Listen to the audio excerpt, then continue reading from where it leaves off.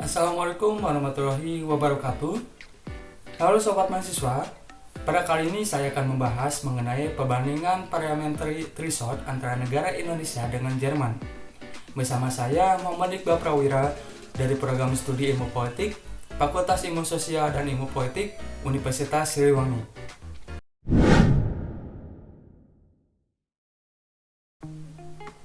Sobat mahasiswa harus tahu nih bahwa perbandingan parliamentary threshold antara negara Indonesia dan Jerman menarik untuk dieksplorasi.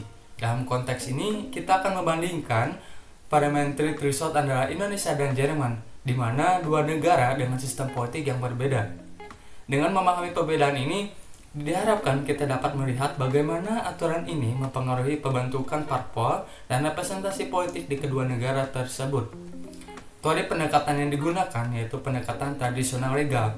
Mengapa? Karena pembahasan kali ini tentunya berkorelasi dengan sebuah kebijakan atau hukum setiap negara tersebut mengenai parliamentary threshold.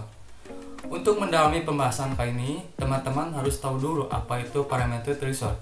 Parliamentary threshold adalah suatu ketentuan dalam sistem pemilihan umum yang menetapkan persyaratan minimum jumlah suara atau presentasi suara yang harus diperoleh parpol itu sendiri agar dapat memperoleh kursi di parlemen.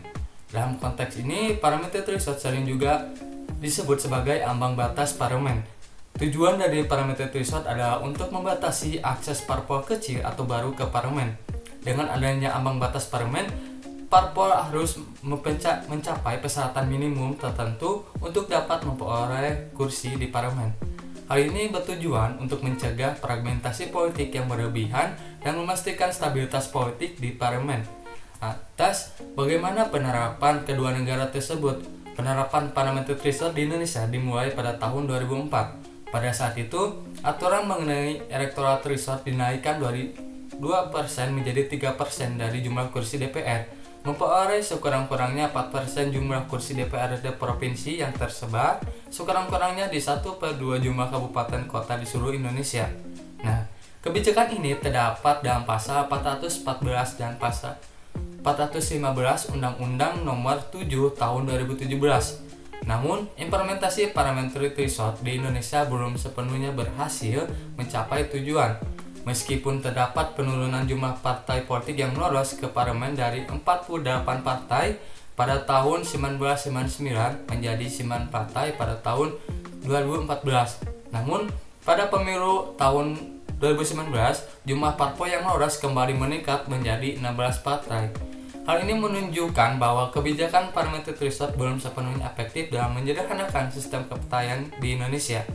Salah satu alasan karena MK memutuskan parliamentary threshold sebesar 3% tidak berlaku secara nasional dan hanya berlaku untuk DPR saja. Sedangkan penerapan parliamentary threshold di Jerman terdapat di pasal 6 ayat 1 dan pasal 6 ayat 2 Undang-Undang Dasar Jerman Grundgesetz. Hal tersebut dilakukan melalui aturan yang mengharuskan parpol memperoleh setidaknya 5% suara dari total suara yang sah dalam pemilu atau memenangkan setidaknya 3 kursi secara langsung untuk dapat masuk ke parlemen. Aturan ini dikenal sebagai 5% clause atau 5% kuda. Penerapan parliamentary threshold di Jerman telah berhasil dalam menyederhanakan sistem kepartaian. Hal ini terlihat dari jumlah parpol yang masuk ke parlemen yang relatif stabil dan terbatas, serta adanya partai yang memiliki dukungan yang lebih luas dan mampu membentuk koalisi pemerintahan yang stabil. Baik Indonesia maupun Jerman sama-sama menganut sistem multipartai, namun tidak ada satupun negara yang memiliki satu partai mampu mendominasi mayoritas kursi secara mayoritas sederhana. Artinya, kekuasaan didistribusikan kepada banyak pihak di kedua negara. Adapun kelebihannya mengenai stabilitas politik di mana parliamentary threshold membantu mengurangi fragmentasi parpol.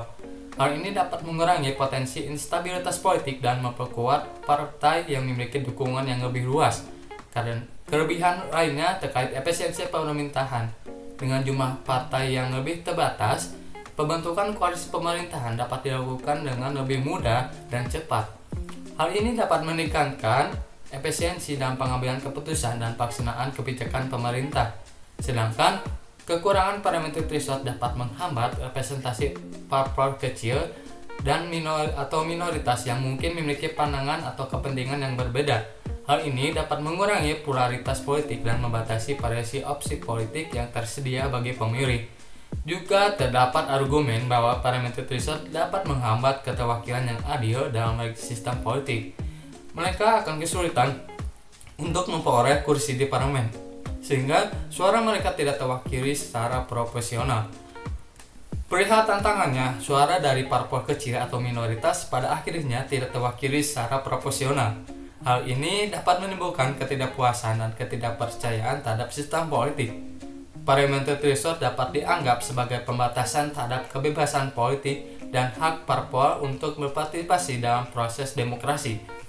Hal ini dapat menimbulkan kontroversi dan perdebatan mengenai legitimasi demokratis dari parliamentary threshold. Dari adanya tantangan tersebut, ada sebuah solusi yang bisa mengatasinya, yaitu dengan cara meningkatkan efektivitas parlemen. Dengan demikian, dengan meningkatkan efektivitas dan adaptasi lembaga legislatif, partai kecil atau minoritas bisa lebih terdengar dan memiliki pengaruh yang lebih besar dalam proses pembuatan keputusan politik. Hal ini bisa dilakukan melalui reformasi internal dan peningkatan komunikasi antar parpol, dan melakukan konsolidasi partai. Parpol kecil atau minoritas bisa mencoba melakukan konsolidasi dengan partai lain yang memiliki visi dan misi yang serupa, sehingga terjadilah penggabungan. Mereka bisa memperkuat dukungan dan meningkatkan peluang memperoleh kursi di parlemen. Kesimpulannya, pada pembahasan kali ini bahwasanya meskipun kedua negara tersebut sama-sama demokratis dan menganut sistem multipartai, namun dalam perbandingan parliamentary threshold antara Indonesia dan Jerman terdapat perbedaan signifikan dalam aturan dan persyaratan yang diterapkan. Perbedaan ini mempengaruhi representasi politik dalam kedua negara. Di Indonesia, parpol kecil masih memiliki kesempatan untuk mendapatkan kursi di parlemen.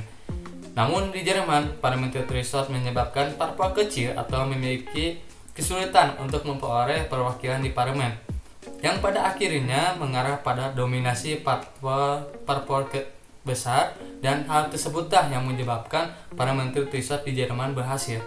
Sekian pada kali ini mengenai pembahasan perbandingan parliamentary threshold antara Indonesia dan Jerman. Wabillahi taufiq wal hidayah. Wassalamualaikum warahmatullahi wabarakatuh.